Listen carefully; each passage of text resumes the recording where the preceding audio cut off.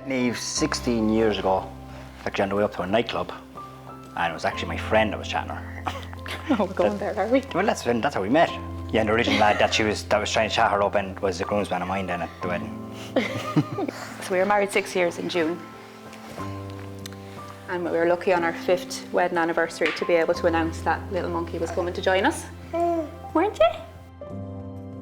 I suppose we found out, quite early on that fertility might potentially be a problem, as they thought I had PCOS, polycystic ovarian syndrome. But I would have only been with Gordon about a year when that kind of came on the table. So we kind of had that conversation quite early to, like, if you want children, maybe I'm not the relationship for you.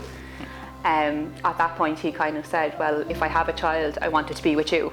Like, I found out then at 25 that I had endometriosis, so then them chances were probably reduced again of having a baby.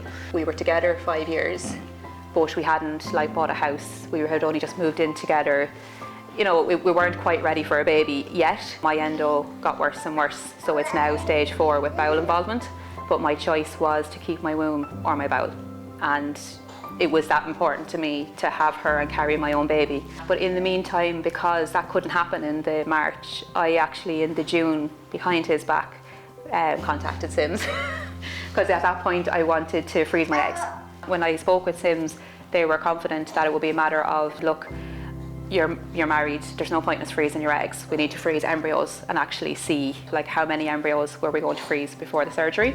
So I then had to let him know that I'd kind of had a conversation and that I now needed his donation. I went in we're going to go in now, we're going to get some embryos, it's going to be great. I could go to surgery knowing that we have 2 or 3 embryos in the freezer, we're ready to go. And unfortunately we got the call that no embryos made it. But thankfully the surgery was successful. They were able to remove all the active endometriosis, and then once we recovered in March of 21, we went and did another round of IVF. We were lucky enough to get 2 embryos, but 1 didn't make it to freeze. And we were lucky enough that on the first transfer that we got pregnant. Then the 7-week scan hit and it was an empty sac. Baby was gone. The way I looked at it is it was successful in one way. It was the furthest point we got before we got to any other kind of We knew my body could get pregnant. So that means after all the other kind of little surgeries that happened, right, we're now after getting to a point that we never got to before. So we kind of went straight into the second round. Again, that collection fell in the July time, and then it was a huge blow. We got no embryos again. So then that's how we end up doing so many rounds, because we'd hit a point, we got a few embryos, we get to a stage, and then we go for the next collection, and then maybe 0.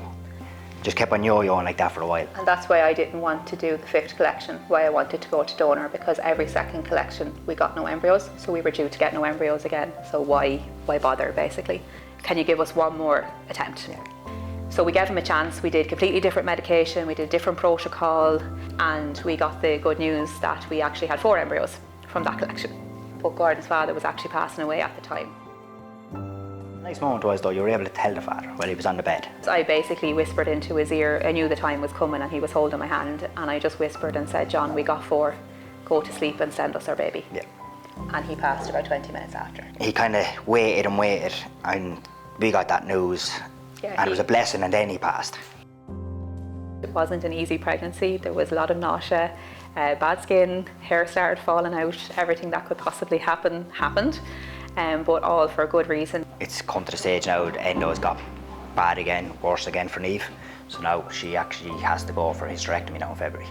But for me, it's been a 12-year journey of endometriosis. It took a long time to get here, and it's come for full circle that it's time for the hysterectomy. But I'm okay with that because we got what we needed. We always wanted, yeah. She deserves a happy, healthy mammy, and that sounds attractive to us as a family. Yeah.